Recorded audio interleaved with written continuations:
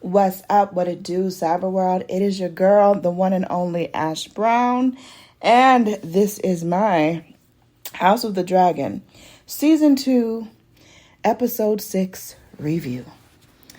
This one is definitely another one for the books. Had some really awesome times in it, and I was just like, yes, Rhaenyra, get mad.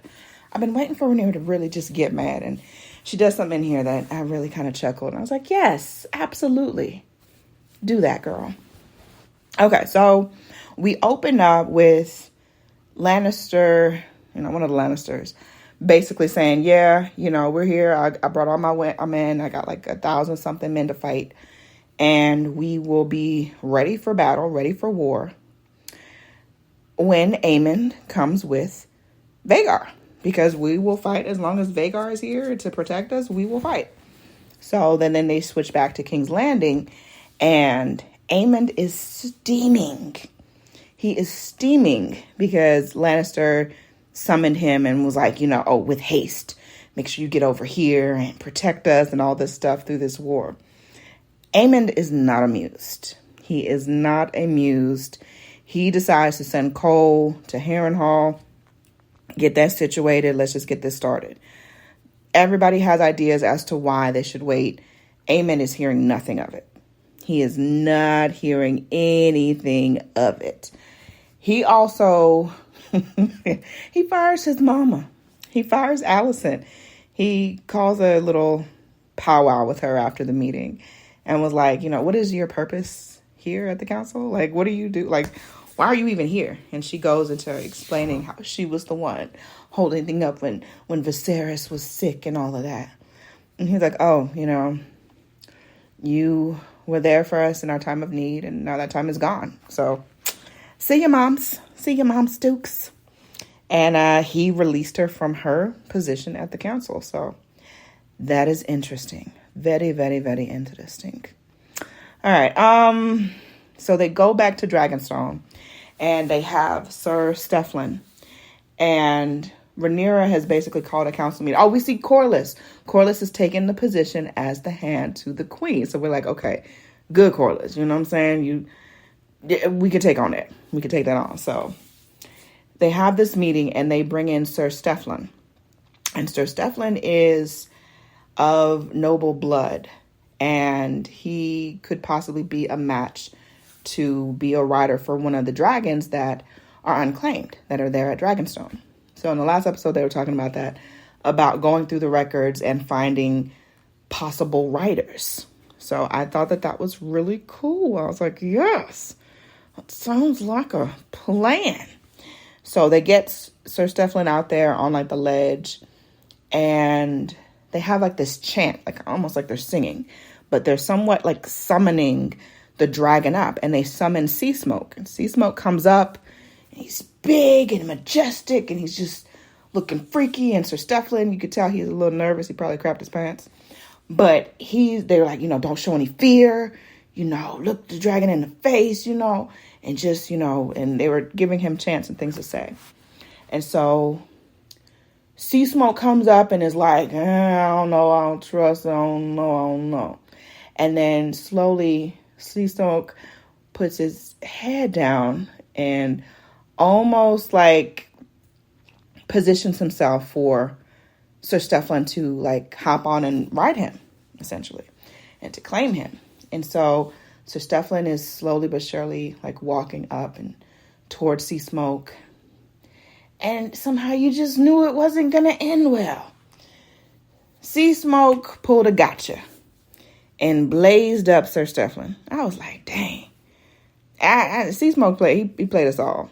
Sea Smoke really played us all. I knew it was going to be too easy for him to bond with the dragon and be the rider. So I thought that was something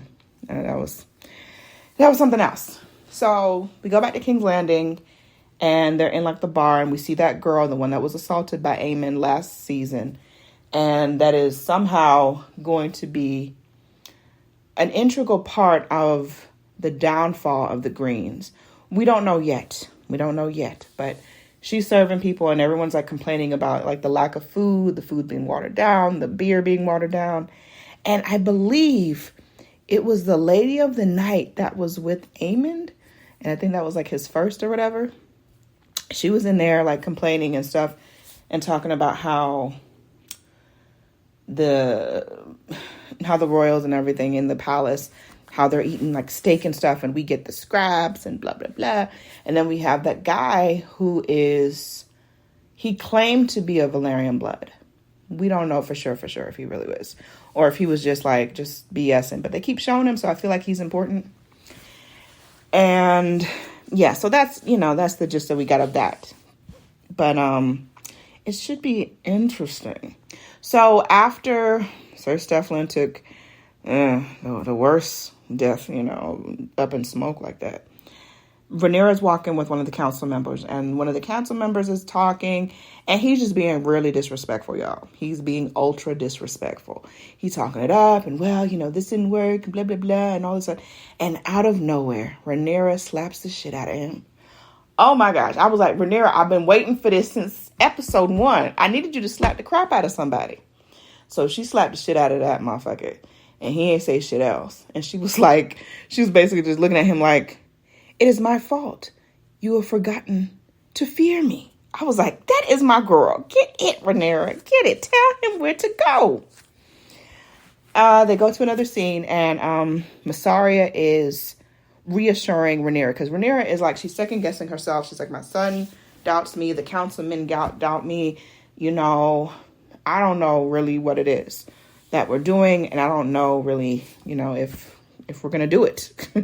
And so Mysaria she's become like a really good confidant for her, and she's really encouraging her. So I love that. And let's see. So back at King's Landing, the small folk, the everyday people, not the noble people, but the everyday small folk people, they're running out of food, y'all. There's a food shortage, there's a supply shortage. All these different things are happening. I mean, they're even seeing like these people in the street trying to get just a portion of something just to take back to their families. And all of a sudden you see this giant horse and carriage bringing this crate of live lambs, and they're all headed to the palace. So that was very, it was very messed up for the doggone people to see that. And, so it's a lot of heat that's going on at King's Landing. And a lot of people are just really, really upset about that. Rightfully so, because, Aemon did lock everybody in the gate. And he's essentially using them as a human shield. He's thinking if he holds them in there, then it doesn't give Rhaenyra an opportunity to attack, because she doesn't want to kill people. Or so he thinks. But let's see how things changed in the last 2 episodes, huh? So Lord Larys, oh my gosh, Larys is so crazy. He is in another council meeting with Aemon and the other council members. And he basically, he's trying to brown nose and kiss up to Aemon. And he basically is telling, Aemon, you need a hand and blah, blah, blah, because, all these things that you're doing. And Aemon straight up looks at him and calls his bluff. He's like, look, you think I'm stupid? You think I don't know what you're doing? You trying to be my hand, right? Well, I'm going to let you have a position. And so Larys he's all like, oh my gosh, thank you so much. King, it's such an honor. He's like, what are you, a toad? He's like, I'm not giving you the position of hand. Find my grandfather. Otto Hightower has always been loyal to his family. Find my grandfather and bring him back here to be the hand. And so the other council member was like, kind of like smirking, laughing. And like Larys is just looking like, this motherfucker. You could tell Larys is not having it. He's not. And he tells him to basically go and fetch my grandfather.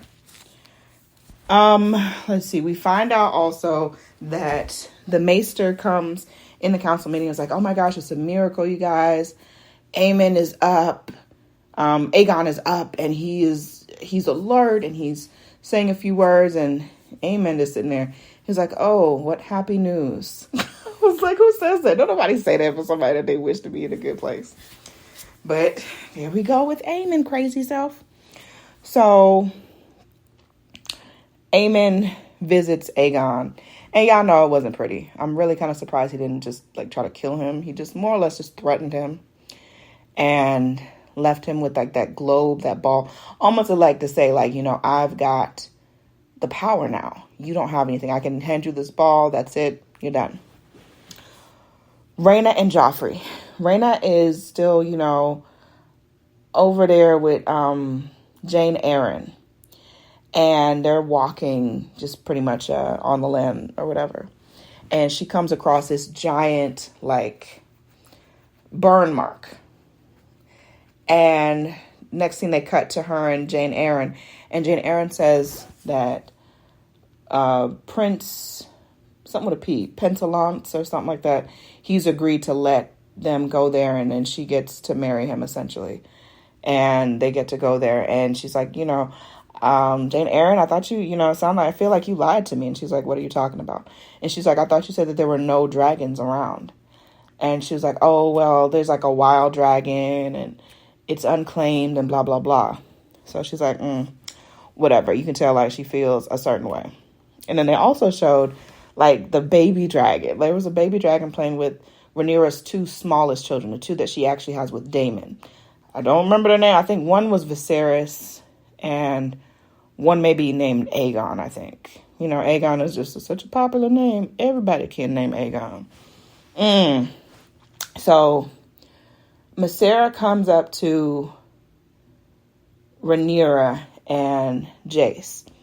And she's like, hey, your gift has been sent. And, Rhaenyra's like, okay, cool.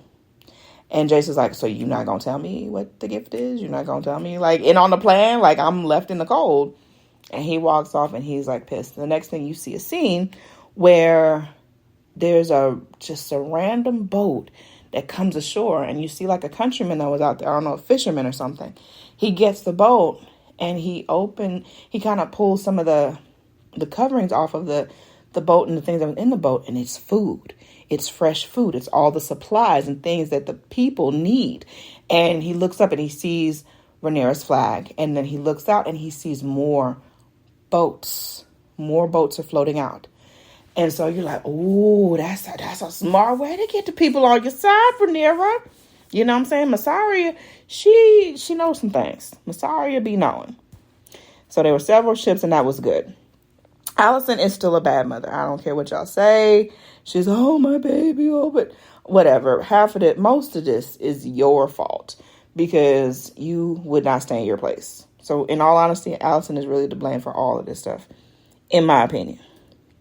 She asked Sir Gawain about Daeron. Daeron is the last child that she supposedly had with Viserys, which is just really wild. Like, I don't understand why he was sent away to ward and he wasn't just there with his family. I thought that was strange. I thought that was weird. Not sure why that is what it is. But evidently he grew up in I forgot what the other places they were called. But yeah, so he grew up out there and Sir Gawain is her brother. And she's like, it's just so weird to hear a mother ask her brother, well, how's my son doing? What's he like? And he's like, he don't write to you? And she's like, oh, no, not really. Not in the recent times. He's 16. And Sir Gawain says that he is kind. He has a kind heart. And that you can see Alicent kind of being reassured by that. She's like, wow, that's so great because I basically messed up with my other two sons. Like, they're not like that. And so they lead with that. So the town is getting all this free food from Rhaenyra. Like, it's flowing through the town, okay? And it's like people are starting to praise Rhaenyra. Oh my gosh, Queen Rhaenyra, she remembered about us. Wonderful greatness, all the good things. There's a scuffle in town, and Alicent and Helena are caught up in it. Alicent gets like a raw fish thrown at her. It was a whole situation. They got out, it was good, but it was still kind of chaotic because out of nowhere, just all the people were just like kind of going crazy because everybody's trying to get food. So Lares visits Aegon and he breaks it down as far as the situation goes. As far as I think Lares, because Lares knows a lot of things, and Lares basically was putting inspiration into Aegon and telling him, look, just like me, you're going to heal up and stuff, but you're never going to be the same. You're never going to walk the same. You're never going to be the same person that you were previously. And that can be used to your advantage. And you see Aegon, he's like kind of calling out to him. He's like, help me, and they cut the scene. So you don't know what Lair's done said to Aegon. I'm like, oh, snap. Lair's is up in it. So Lord Grover is dead. And Tully takes over. So Lord Tully takes over, which is his grandson. That was the one that Damon was telling him to, hurry the process along with his grandfather's death, which was pretty cold. And then after he tells him that Lord Tully is dead, like, Damon is really just still losing it at Harrenhal. He is losing his damn marbles. Last week he was doing his mama. This week he sees Viserys. I was like, oh my gosh, Viserys. It's Viserys. So he sees Viserys and they have a few encounters. But all of it, again, it's all in his head. It's all in his mind. And then Damon he breaks down. Like, he actually is, like, emotionally crying, like, purging. It's so weird. So strange. They go back to Massaria and Rhaenyra. So they're talking. And Massaria basically tells her that, she was molested by her father. And basically left for dead at some point. And she reassured Rhaenyra, like, look, you are right to be queen. I think that you're going to make a great queen. You have a heart. You have a soul. You have a redemptive quality that I think would be best for that position. And Rhaenyra is like, it's that breath of support and just comfort that I think that she's been looking for and that really needed. And I don't think she ever really got that from Damon. I don't think she ever got that. And then before you know it, Rhaenyra and Massaria is making out, y'all. They are making all the way out. Like, it was about to go down, okay? And then all of a sudden, one of the guards busts open the door. They come through and they're like, look, Sea Smoke has been flying around and about and stuff. And Rhaenyra's like, yeah, he does that sometime, whatever. It was like, but he has a rider. He has a rider. Yeah. And I forgot, earlier in the episode, Corlys' sons. So keep in mind, Corlys has 2 illegitimate sons that he's never claimed. And they both know that he's their father or whatever. But they've never approached it, mostly because he's never claimed them publicly. So I think because of that, they just never, let it get anywhere or said anything about it or whatever. So they kind of accepted it. And Corlys basically told Alan, the older one, look, you're coming on the sea with me. Why? Because I think that he finally realizes what Rhaenys was trying to tell him. As far as, look, you need to have your heirs set up and in a place to, to receive and all this stuff because, we ain't gonna be here forever, And I think that this is his first step in making that true and bringing that to the surface. And so I think that basically he's bringing him on the sea with him. So he's going to be on the sea and he's going to be like the captain, I think he said, our first officer, whatever the case is. And so Alan, he's kind of reluctant. He's like, look, is this an order or a request? And Corlys is like, look, make sure your butt is down at the dock, ready to go in the morning. And so you can see, like, he really doesn't want to do it. He doesn't want to do it. He doesn't want nothing to do with his father. The same way he felt that his father never wanted anything to do with him. So they cut to a second scene of him and the brother. And the brother kind of reminds me of the Milli Vanilli guy, the one that's still alive. He kind of reminds me of him with the locks. And he's beautiful chocolate skin, beautiful. So him and the brother are talking. And he's like, the younger brother's like, you should be glad, he wants to actually take you out and blah, blah, blah. And obviously they don't know, the conversations that Corliss had with Rhaenys, and what he essentially is going to plan to do. And neither one of them know how things are going to get changed up. So the younger brother actually says, at least he pays attention to you. I get ignored like always. So you get the feel like, wow, he always ignores us, when he at least acknowledges Alan and his skill set, but he doesn't at all acknowledge the younger one, which I don't know the younger one's name yet.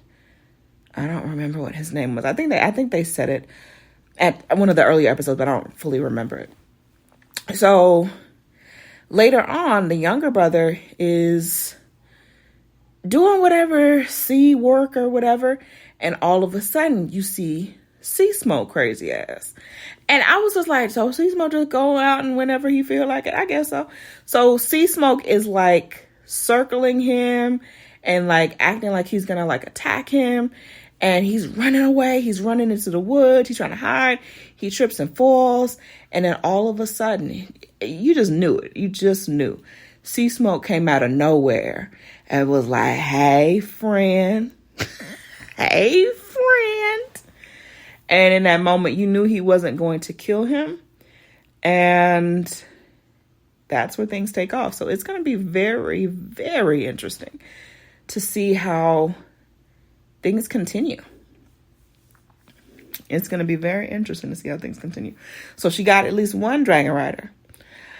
I'm wondering if the wild dragon with Rhaena, if she could tame it. If she could claim that dragon. Because if she can claim that dragon, she going back to Dragonstone. And y'all can keep them babies at their little pentalons or wherever it was. But I think it's going to be interesting. So the last 2 episodes, y'all, it's just my heart can't take it. I needed the 10 episodes.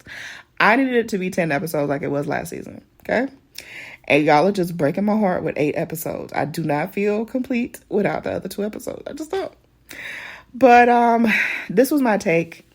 And let me know what y'all think. What do you think is going to be happening next? I mean, do you think that one of the other guys that was in the book, like another Hammer, like Ed Hammer, what was his name? I think in the book he is one of the dragon riders as well. So it's gonna be interesting. Very, very interesting. And only 2 episodes left. Be still my heart. Anyways, have a great one, you guys. I love you. And I will holler at y'all next week. Deuces.